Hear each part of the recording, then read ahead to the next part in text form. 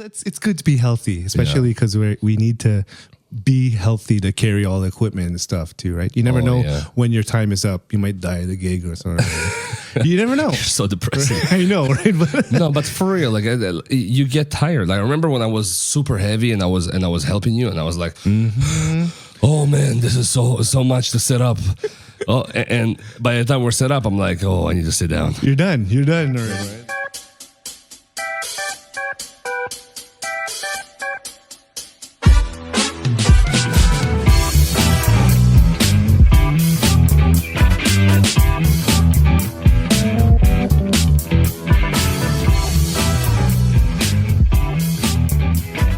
How's it going, everyone? Welcome back to another episode of The Clever DJ, episode 5, our last episode for the month. We're super excited about it. We made it 5 episodes. Yes, we did. My name is Ilia. And my name is Nino. Welcome, guys. We're so excited for this last episode of the month. We finally made it, man. Yes, and as much as I would like to tell you what this episode is all about, I actually don't know what we're talking about today. He has no clue because I actually came up with pointers for this. And okay, what we're talking about today is actually beginner DJ mistakes, right? And you know what? It's not even about beginner mistakes. Some pros actually do these mistakes as well. So we're going to get right into it. And I hope you guys like this. Pointers for all your DJs. Make sure you're taking notes because you might learn something here. Okay, so first off, mistake number 1, the overuse of filters and effects when DJing. Who does that? Who does that? You know, a lot of DJs do this. And a lot of DJs just want to keep busy, right? So they're just doing effects in between the song, like in the middle of the song. I'm like, yo, man, you might as well get a sign that says noob on your forehead. So it's too much no matter what genre, because sometimes... Well, it depends. Do it for a purpose. There has to be a reason why you're doing it. Okay, yeah, I agree with that. Not just to do it because it sounds cool, right? Yeah. A lot of DJs will want to do it and not even think about why they're doing it. They're just doing it because they think it sounds good. Wrong. Totally wrong.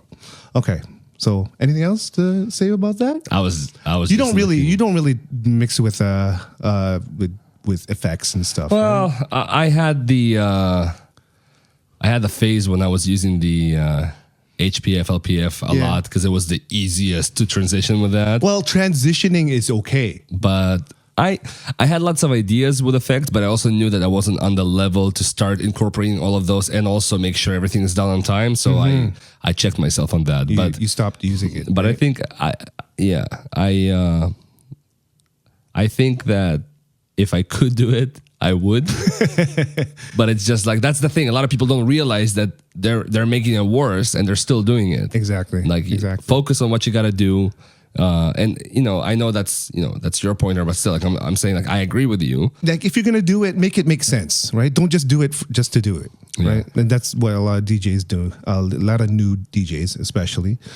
This goes without saying. Clashing vocals over vocals. Now, this is one thing that annoys me because you shouldn't be doing vocals over vocals, especially when you're doing a mix, especially when you're doing it over a chorus. You want everything to be clean, right? So this goes without saying. Clashing, like vocals, it needs to be an instrumental over a vocal, right? You agree? Yes, and that's something I'm still learning. Yeah. And especially when I don't know the track. Especially. Like learning it on the spot, the way you listen to it quickly, like right before, even if you don't know it, I see how you listen to it.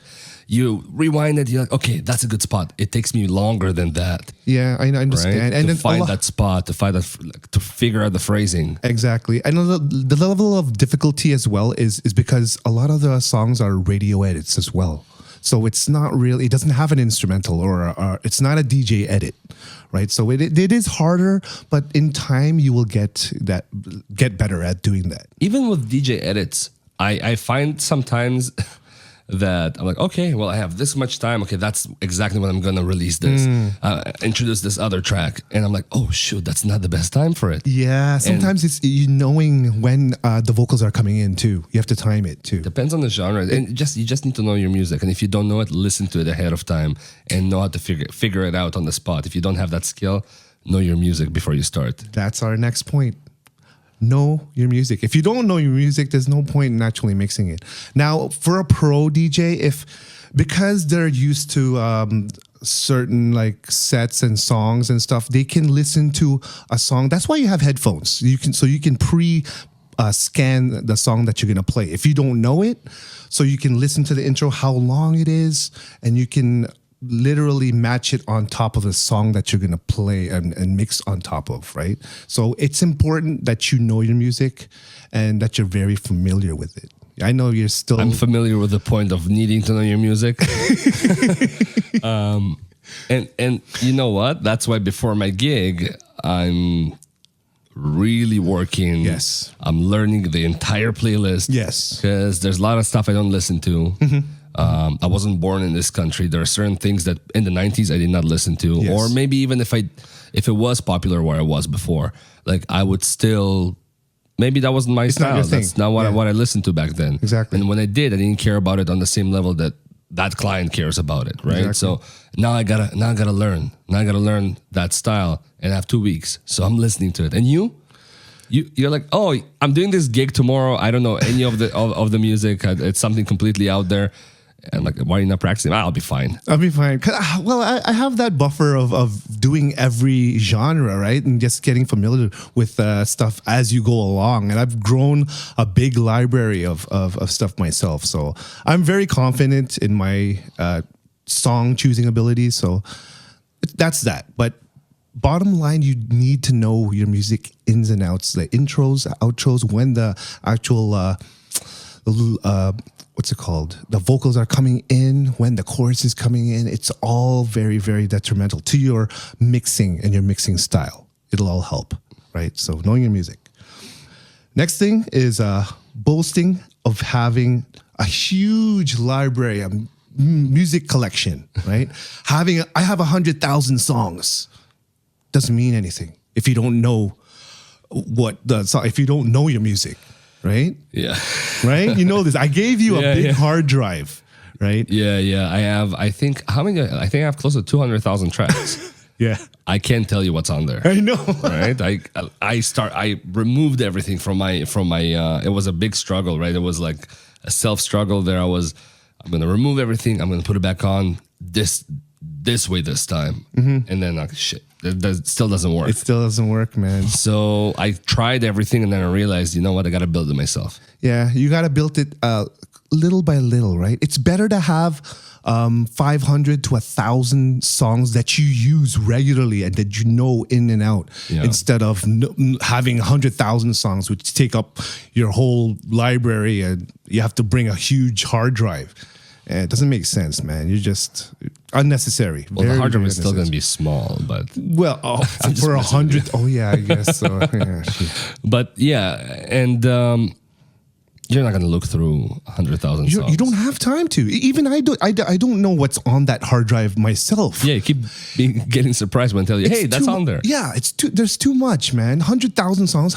It's going to take you days to look through like every single song and figure out, okay, I like this one, I like this one. I have a couple on there, but no, it's too much. It's overwhelming as a DJ.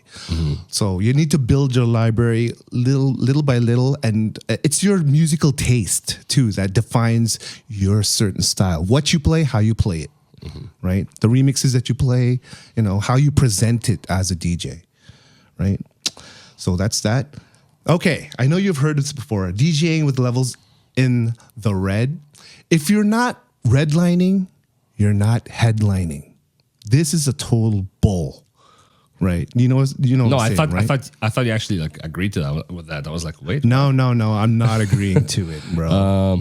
No, like that's terrible. You shouldn't redline. You shouldn't redline, right? Sounds like crap, man. It does. Yeah. When you get to those high levels, when you're pushing it, it's just distorted, right? So I don't know. For club DJs, they're saying if you're not redlining, you're not headlining. I'm like, but who says that?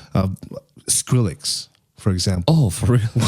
And he redlines all the time. Like, yo, I know the gear nowadays it's very forgiving, like especially the Pioneer mixers. The limits are very high, so it's very hard to distort and damage things. But still, it's green for a reason. Green means good. Yellow is literally like, okay, you're still okay. Watch out, yeah. And then red is like danger zone. Like, why would you stay in the red? You can mess up your gear, and that just doesn't sound good. Exactly, it's not the same quality, and maybe some music, some genre is more forgiving. Yeah, but I just don't see the reason for that. Yeah. So don't redline. It'll destroy your speakers, your mixer, and it's very harsh on the ears too when you're at high volumes for that long. So it's just not a good practice. Mm-hmm. Okay. Here's another thing. DJs that don't mix. I think this goes without saying, but there's a lot of DJs out there that don't even mix. Stop and play. A lot of wedding DJs I know still stop and play. I know they're very good at song selection, and that's number one in my books. Like picking the right songs for the crowd, knowing when to drop it as well. But if you don't know how to like beat match at this level, especially it's 2024 now, why be a DJ? It's the fundamentals of DJing, right? And with AI coming out now, it's literally going to take over like beat matching. It can already beat match without our help. So that's one thing all DJs just need to have nowadays. Yeah, you gotta really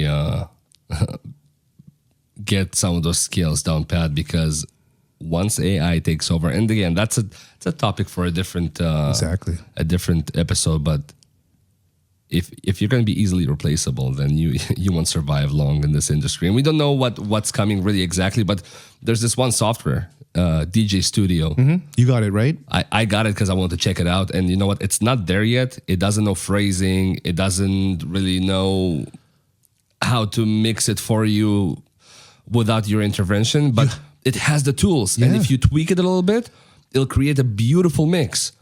Even if you don't know how to DJ, if you understand the software a little bit, I understand. Yeah, and I asked them. I asked for my money back because I'm like, that's not where it needs to be. Mm-hmm. But I said I'm gonna keep in touch with you guys. I'm gonna keep checking your software, because I'm sure this is gonna be great in a couple of years from now. For sure. And they told me what they're up to, and they said they're working on phrasing right now. For sure. Yeah. So. Yeah. You know what? Phrasing's the next thing too, right? DJs that don't phrase, and this is actually goes with mixing with instrumentals and acapellas, right? So if you don't know how to phrase properly, it's not going to sound right.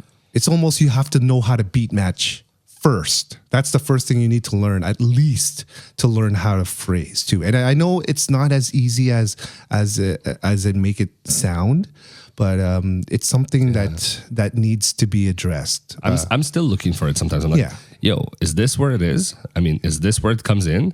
Yeah, I know. And I'm like, yeah, it must be here. And then you're like, no, this is where it is. I'm like, oh yeah, it does sound way better. yeah, exactly, right? It takes time. It does take time. You can't rush it. The only way to rush it is by listening to music nonstop and only doing that. Mm-hmm. Exactly. Okay. Another thing is sticking to a predetermined playlist is just not going to work. Like, especially if you're a mobile DJ, wedding DJ, you're going to have a ton of different people, like age ranges, nationalities sometimes. So you have to you have to be flexible on what you're going to play. You cannot just stick with a playlist. Yeah, right? I tried that.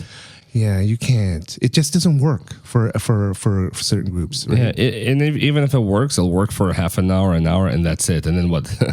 Right? So you got to be flexible. You got to... And if you just keep going and like nobody's on the dance floor, you're just sticking to it, you're just going to be so rigid that you're not going to change up. You got to change it up, man. Our job is to keep people on a dance floor. So if we're not doing that, why are we DJing? Yeah. Right? Might as well get a jukebox. There we go. Yep. Okay. So next thing, I know this is very hard for especially for beginners, but to stay away from using YouTube rips. So I know most beginners start off with that because they have budgets and stuff, but you need to stay away from that. Well, especially if you're going in the club route, you're going to definitely hear the difference on a big speaker system as opposed to your tiny Bluetooth speaker.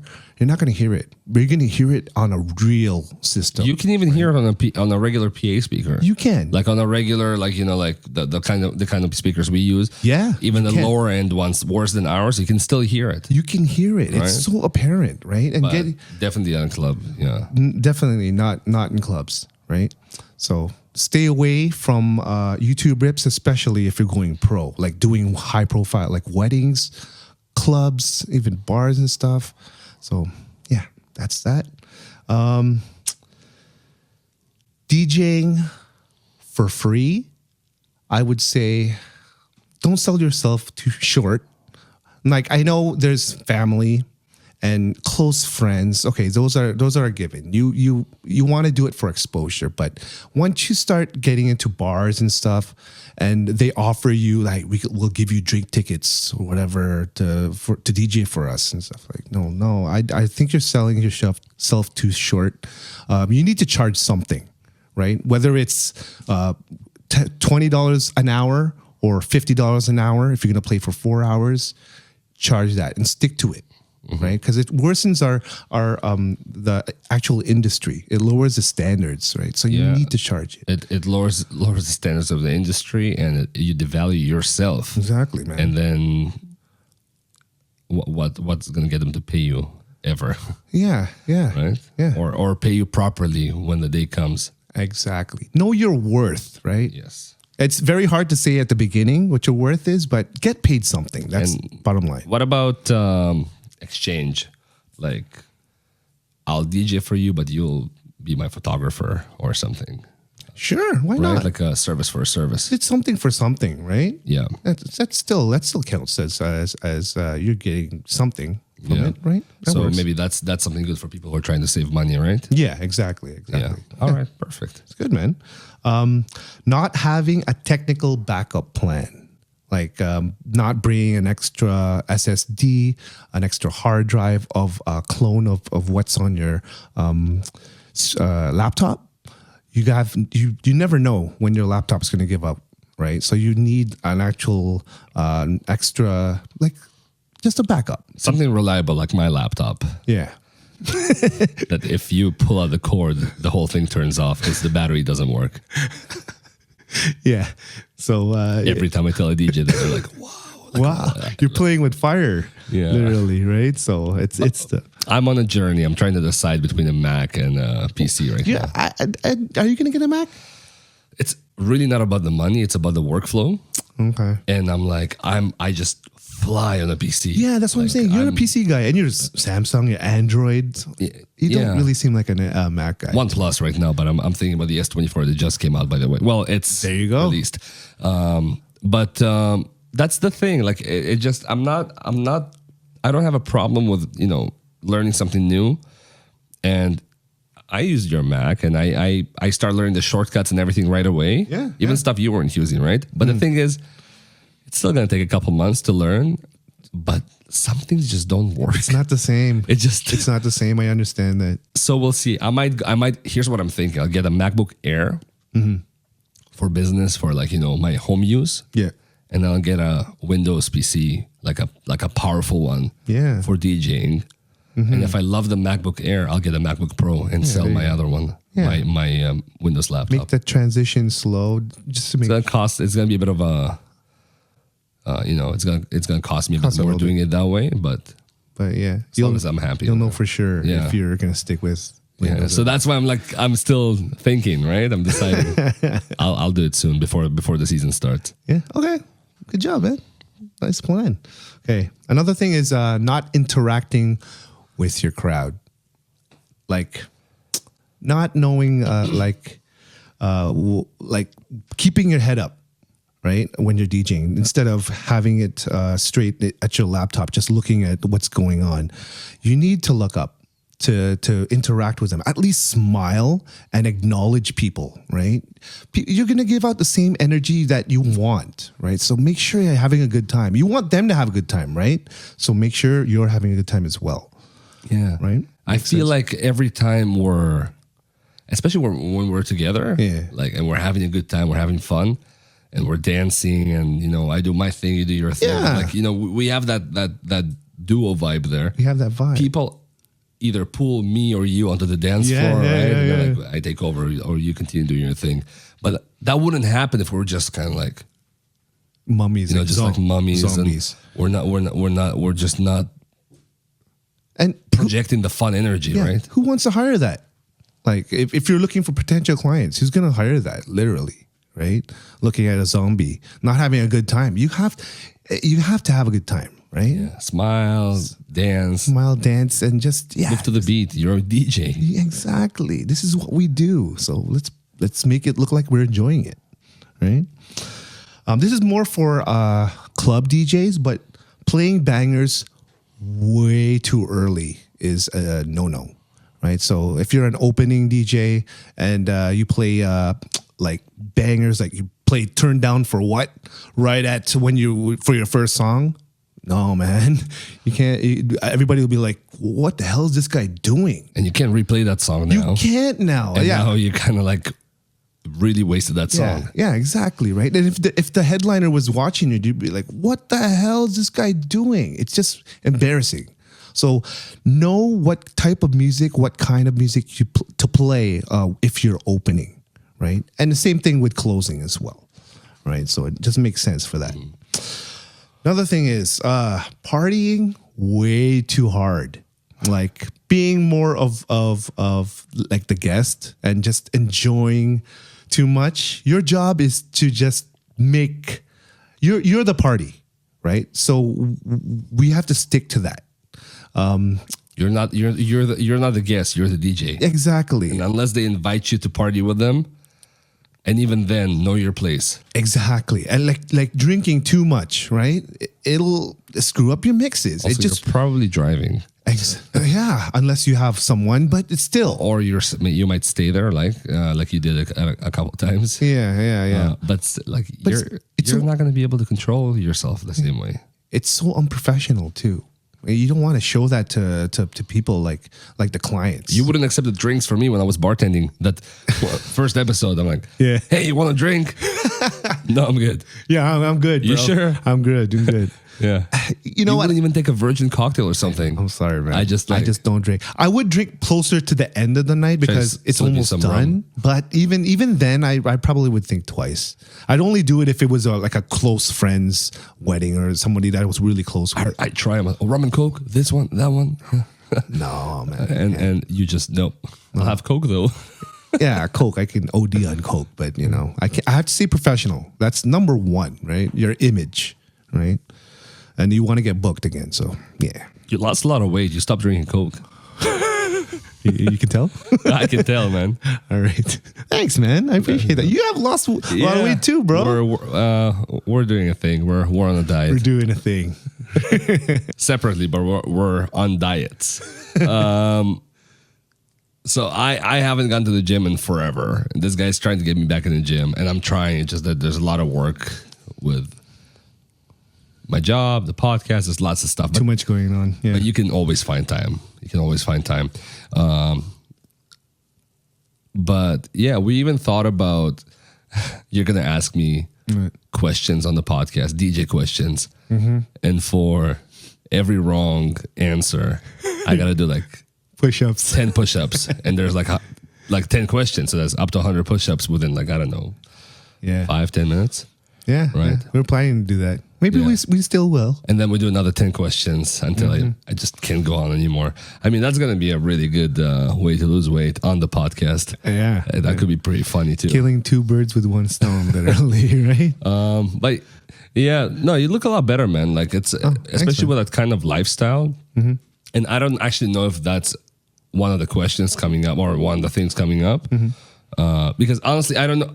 I didn't know that he planned this episode, and I was like, you know what? It's better that you don't tell me because I am the beginner, so it'll be like more. It's more spontaneous, realistic for me to like answer these questions. Exactly, exactly. But not eating on the gigs really helps losing the weight, and you have a lot of opportunities to eat delicious foods, and you stop. You don't eat on the gigs anymore. Pretty much, like you have the basic, and that's it. I eat what I want to eat, right? And I stay away from the sweets, the you eat the steak or the chicken or whatever. I'm on. I like the keto. I'm on the keto, right? So I stay away from carbs. So mashed potatoes, rice, pasta. I stay away from that. Sweets. All the sweets at all too. Yeah. So nothing. So it keeps me lean. It keeps me straight. I drink a lot of water too, right? You don't eat after 10, right? Yeah. I try to stick to that. I've been doing a really good job with it, and you lose a lot of weight if you stick to it too, right? I do it religiously. So yeah, I just pretty much start eating once a day, or if it's a tougher day for me to eat just once, I'll eat for like a 3-hour period window, but I won't eat too much. I'll spread it out, and that kind of like once a day meal, or like almost like actually not almost intermittent fasting, really helped me shed like 15 pounds in a very, very short time. But a lot of it is water weight and stuff. Yeah. But yeah, this is not a some fat, but water weight. I got to get back to the gym to like get to the next level. Well, it's good to be healthy, especially because we need to be healthy to carry all the equipment and stuff too, right? You never know when your time is up. You might die at a gig or something. You never know. You're so depressing. I know, right? But no, but for real, like you get tired. Like I remember when I was super heavy and I was helping you, and I was like, oh man, this is so much to set up. Oh, and by the time we're set up, I'm like, oh, I need to sit down. You're done already, right? Like, and then when I got more in shape, it was so much easier. It gets easier, right? And remember, sometimes you're setting up by yourself, and then you have to DJ still, and then you have to tear down. It takes a lot out of you. If you're not in good shape, you're not going to get through the night or you will, but the next day or even like a couple of days after, you'll feel it. Yeah, you'll feel it. Yeah, I like how this podcast turned into like a I know, right? Lifestyle, health, and fitness. Wow. All right, but let's focus on the DJing stuff now. Let's keep going. It kind of ties in with it, but it does kind of. Okay, so the next thing we're talking about is not to play every request.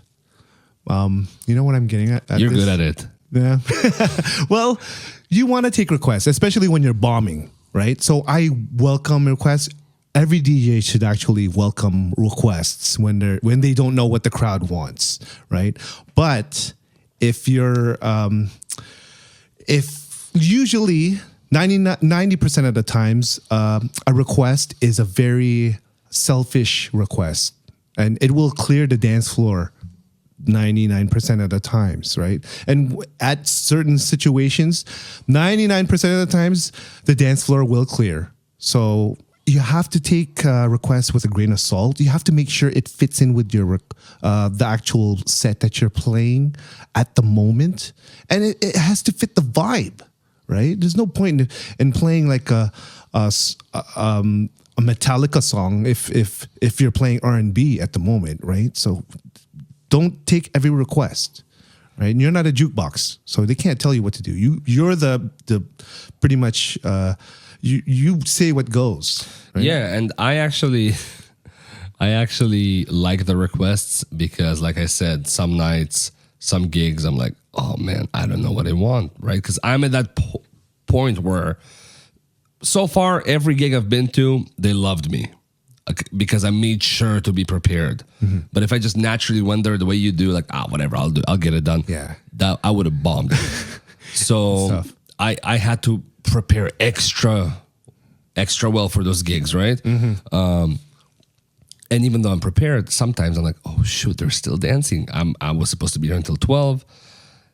Fine, like let's go till 12:30. I don't want to upset this client, and I don't have a huge client list, so let's keep this person happy. Right? They're not asking me to stay until 3. It's just an extra half an hour to an hour. I'm already here, and then the requests keep coming, and I start accepting them because I'm pretty much running out of music, right? Yeah. So- That's the problem with requests. Sometimes they're just totally off. You feel obligated to play them, but you shouldn't, right? Yeah. Yeah. Learn how to say no. You really have to. Yeah. Right? So there's that. Nicely. Nicely. There's DJs that never play requests as well. And you know what? I understand this now that I've been doing it for a while. But at the beginning, I was like, why would you not want to play requests? Why do you like look down upon it? Right? It annoys you. Like when you're actually DJing and people come up to and you're in a groove and then people are coming up to that ask for a request. It's very, very You have a plan. annoying. Yeah, I'm going to do this. Now I'm going to do that. Yeah, because you're thinking 3, 4, 5 songs ahead in your brain, right? So when they come up to you, they ruin your flow. Or literally. mid-transition. Your transition. When you're about to transition and they talk to you, I'm like, hold on. And so it's not a good thing, right? The thing with requests too, if you do end up taking a request and it fits in the vibe that you're playing, do not play it right away. Because if you do, save it for maybe after like 5-10 minutes. Because if you do play it right away, think about this. You create a monster. Once you play their request, they'll be like, oh, He played it right away. So it just gives them a green light to ask for more. And it creates a monster. Trust me, they'll keep on coming back for those requests. It's pretty much like, for those who don't DJ, imagine you're cooking and you have a system and somebody gets in your kitchen and takes over. Yeah, exactly. It's so annoying. I welcome them a lot more than you because it really helps me. Mm-hmm. But as I get better, I can see what you're talking about. Yeah. Especially when they give me those ridiculous requests that I'm like, you're going to ruin the entire night. What are you doing? Exactly. I'm not playing that. So that's why I tell them, give me 3 songs you like. When I notice that, I'm like, yo, what else do you like? And I'm like, okay, I'll play that instead. Well, then that you have certain things that you say, yeah, I'll play it. I'll play it later. All right. Or I don't have it. Yeah, but that's what you do. I don't give them want to disappoint excuses them. too, right? Well, you want to get rid of them, but nicely, sort of thing, right? But playing requests, not every DJ welcomes it, especially club DJs. I find really get annoyed with that stuff. I don't blame them actually too as well. So I kind of know it, but I welcome requests, especially if you're bombing. You have no idea what the crowd wants. You want to know. I'm almost like, hey guys, let me know what you guys want to hear. What you guys want to dance to. So yeah, exactly. So next thing is not having emergency floor fillers. And what I mean by this is just having a crate in your Serato or whatever software you're using to have those floor fillers that will really get the crowd going. Like, for example, cha-cha slide, right? Everybody knows the cha-cha slide and will get on the dance floor and start doing it. This is more for weddings, right? You're not going to play cha-cha slide in a club. But pretty much line dances or like home for a rest. Home for a rest is a big one, yeah, for sure. But it won't work for every single crowd. But have your crowd-related floor fillers. Yeah, so you're gonna have certain crowds like certain things. Exactly. So, the next thing is not being nice in general, or just not being more approachable, right? You need to be nice. Nobody wants to work with a DJ that's crabby or just doesn't want to introduce himself or talk to anybody like a bad attitude. Yeah, bad attitude. Not approachable. Like, introduce yourself to everyone. Be happy. Like, know everybody's names and just be happy. You're there to have a good time, and you want to portray that as well. Nobody wants to work with a DJ that's terrible, right? Yeah, and sense. I understand that this could be really anyone, and honestly, pro DJs might actually be like that more than beginner DJs. Mm-hmm.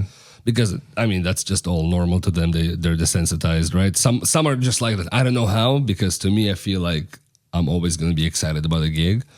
But if you're a beginner, you're probably nervous and you feel like maybe you shouldn't talk to anyone, and you'll just get there, you'll get to the gig, you'll finish it and get out of there. But especially as a beginner, you want to build your phone book. You want to make sure that you have people who know you and will book you again. And Exactly. for me, it's easy because I was in sales. I was just always a very kind of approachable You're person. a people person. You deal with that.